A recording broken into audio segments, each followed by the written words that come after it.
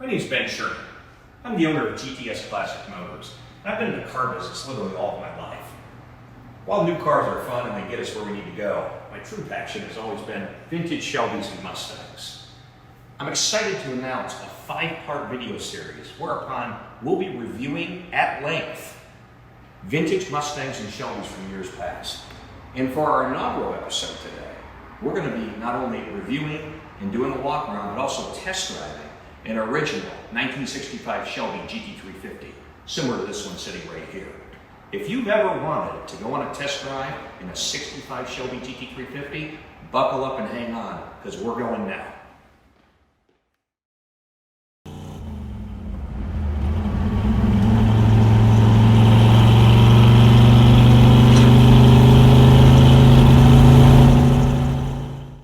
So it's 1964 and a half. Lee Iacocca and Ford Motor Company have just come out with what would be their biggest hit ever, the 1964 and a half Mustang. And while it was a great car in stock form, it really lacked the fire-breathing, racy image that so many people coveted at the time. Enter Carrol Shelby, who's already in a relationship with Ford. To homologate the Mustang for SCCA racing, they were required to build 100 Shelby GT350s. Carrol took the Mustang, actually 562 of them, from San Jose. They were all fastbacks, and developed what would be one of the most iconic cars and brands in history.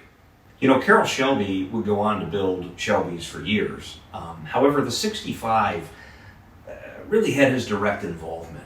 And it's really the most modified of the vintage Shelbys between 1965 and 1970.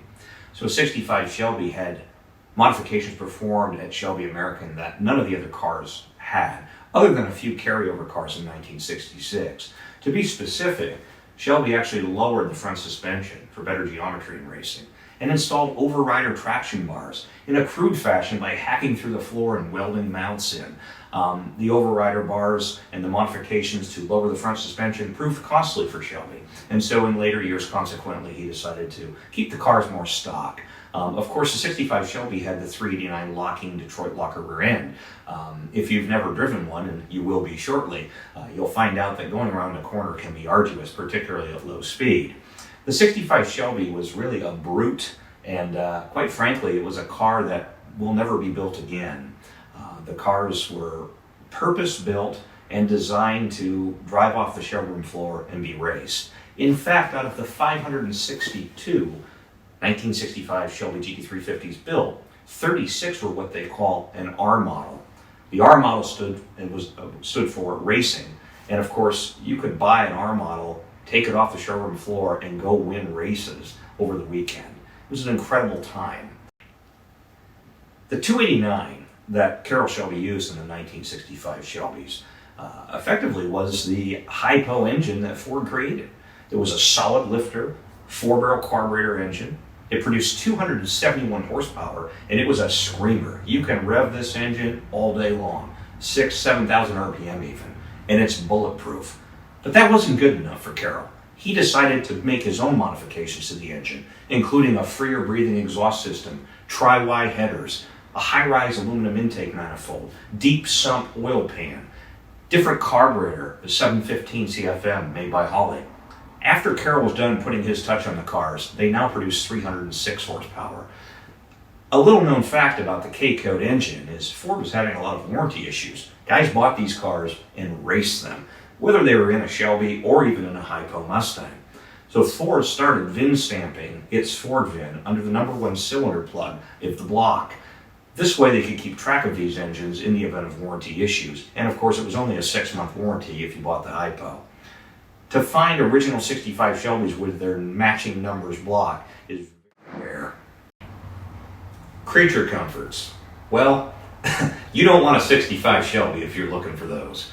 So the idea of this car, again, was racing. Racing, racing, racing. With that said, the interior of the car had to be a 2-seat interior.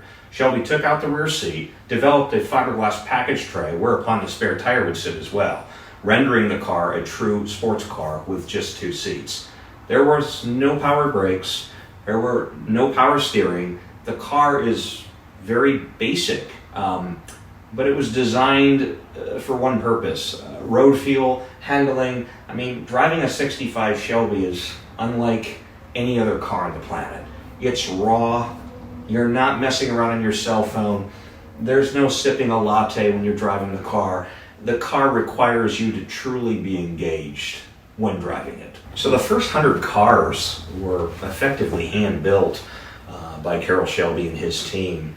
You know, they were learning as they built these cars, kind of as they went. And with that said, there were a lot of production changes, even though it was a very low number of cars built, 562 as I've mentioned, that occurred. And so some of these changes were due to financial issues. Some of them were due to, you know, production time. Some of them were complaints driven by consumers who would actually purchase the cars. So, you know, a few of these running production changes would include the trunk-mounted battery, you know, which actually was a great weight balancing effort by Shelby and his team. I believe that the number was somewhere around a 10 or 15% weight redistribution, which is great for racing. Of course, you're looking for a 50-50 distribution of weight. But what they found, of course, it was costly for Shelby to run the cables and effectively change and reroute the battery. But that aside, they were having a lot of problems with fumes getting into the cabin of the car. These were not sealed batteries that we have today on modern cars. They were having problems with the acid leaking out of the batteries, and they tried some remedies with that, with different caps and tubes that would try to drain out of the trunk area. And eventually, after the first third of the cars were built or so, they decided to put the battery back in the bonnet of the car, under the hood, I should say, and that's where they left it for the remainder of the production. Some other changes that were made during production run included an issue with the rear overrider traction bars. These were crudely installed. I've looked at several of my cars, and you know, it looks like someone took a sawzall to it, and that's really kind of how they did it, and then welded in the mounts into the floor. The problem is you have a free-flowing exhaust system effectively just ahead of these areas, and exhaust was getting into the cabin of the vehicle. It was a dangerous situation. It was outlined in several of the initial magazine test drives of the period, and so their idea to fix that at first was just some rubber that was crudely pop riveted around these areas to try to keep, you know, both moisture, inclement weather, and exhaust fumes out of the cabin. They later designed a fiberglass box, if you will, that would sit down over this area to try to, again, keep the exhaust fumes out of the cabin of the car. So those were some running production changes. The steering wheel originally was a 16-inch design, and then they moved that to a 15-inch design. The wheels were built by Motolita. They're a beautiful wheel on a Shelby. If you've never seen one, probably one of the most handsome steering wheels, if you can call a steering wheel handsome, at least in my opinion, built. So yeah, there were a lot of changes. A couple little known facts too, mentioning exhaust. A lot of people don't realize this, but not all Shelbys, 65 GT350s specifically, had the side exiting exhaust, which is kind of an iconic look and sound, of course, which we'll see shortly. Because cars that went to New York, like my father's 65 Shelby, and also cars that went to California, they had laws that didn't allow side pipes like that without mufflers. And so Shelby simply just kept the original K-code exhaust system on the car and shipped it that way. It was noted as special exhaust. One of really three options available for the car: special exhaust, which would have been the K-code dual rear exiting exhaust, and then of course stripes, the Le Mans stripes, were an option on the cars. I shouldn't say most, but many 65 Shelbys did not have the Le Mans stripes from the factory. And then the final option was the addition of the Shelby Krager wheels, which are an iconic, beautiful wheel, but most people don't realize the majority of Shelbys, or a great deal of them, I should say, came with just a standard steel wheel. So again, it's interesting on such a low production run of cars, how many running production changes were made throughout that year when they built these cars. So you're ready to buy a 65 Shelby. It's an incredible experience, and there's not a lot of cars available. Rumoredly, there's around 400 left accounted for of the original 562. It can be a daunting experience, and so I tell everyone to start first with SAC, the Shelby American Automobile Club, and I've got a copy of 65 registry right here. This one's still in the package. I keep my other one in my vehicle at all times. But basically what SAC does is they keep track of these cars and have been doing so really since the car's inception. Shelby's, particularly 65s and 66s, are very unique because they weren't tracked by Kevin Marty or the Marty reports that you hear about with 67s, 8s, and 9s, which offer a lot more documentation.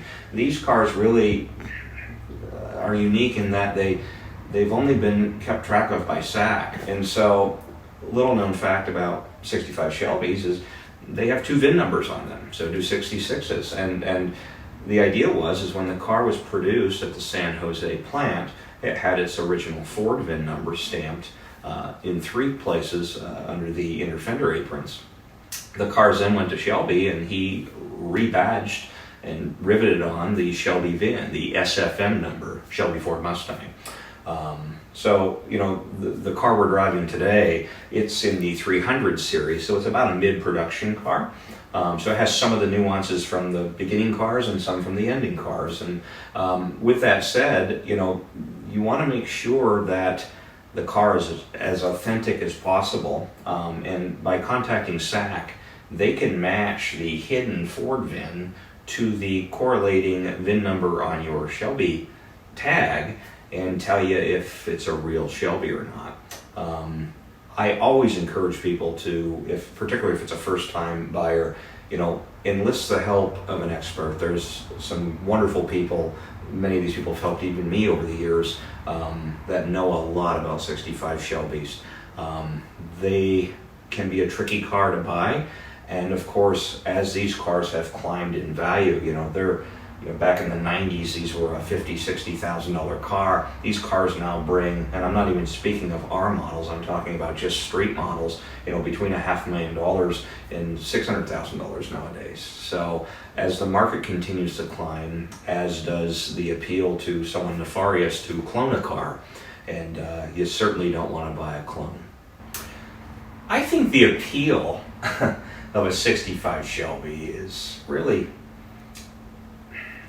I think any astute collector, irrespective of whether they collect Ferraris, Mercedes, exotic cars, newer cars, the history of a 65 Shelby, given that it was the first time it was ever built, the low number of production cars ever made, and the fact that Carrol was really involved with that car, as opposed to as the cars went on, you know, by 1968, A.O. Smith had taken over production of Shelbys, Ford was more involved, and Carrol had really washed his hands with it all. I think having a 65 Shelby in your collection is almost a must. And of course, they're all white. There's a great quote in the most recent registry by a gentleman named Robert Ross, and he says, like baby penguins, they all look the same except to their mom and dad. And so I just think there's a mystique about owning one, and they're just a really awesome car. They look great, they sound great, and they're raw. There's something guttural about the car, particularly when you're driving one.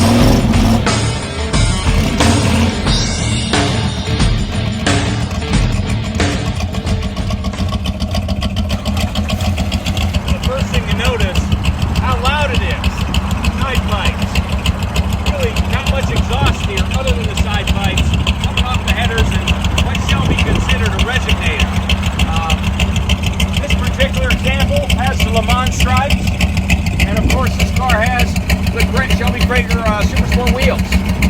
So, really cool example. We're going to take this for a ride, hopefully not throw any of the cameras off, and let's have some fun. So we're inside the cabin. Again, pretty basic in here. You got your steering wheel, no power steering, no power brakes. This particular car, being a street model, has the gauge pod up here, which has its original, this particular car has its original Shelby tachometer, and then of course you had an oil pressure gauge as well. The horn, because of the wheel being replaced by Carrol, was relocated to this switch here. And other than that, it's Mustang 101 in here. 1965, let's go for a spin.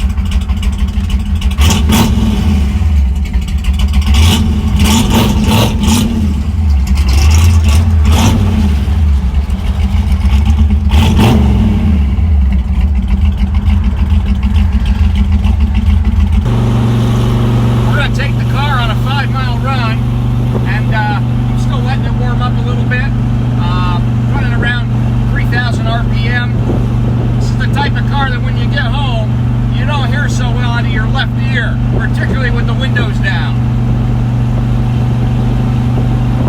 You know, people ask me, what's it like driving one of these?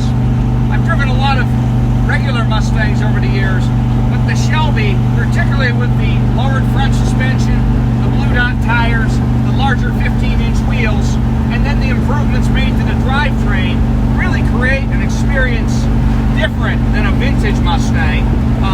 The car handles much, much better. Really, this car could pass off from a handling standpoint as an 80s or 90s car. So the car was really ahead of its time after Carrol and his team went through and modified them.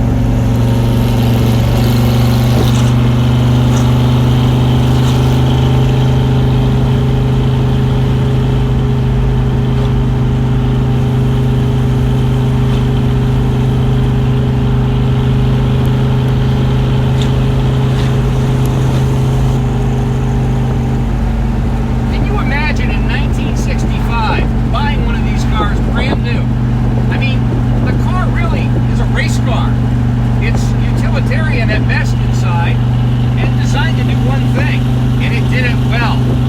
Carrol's design here was brilliant.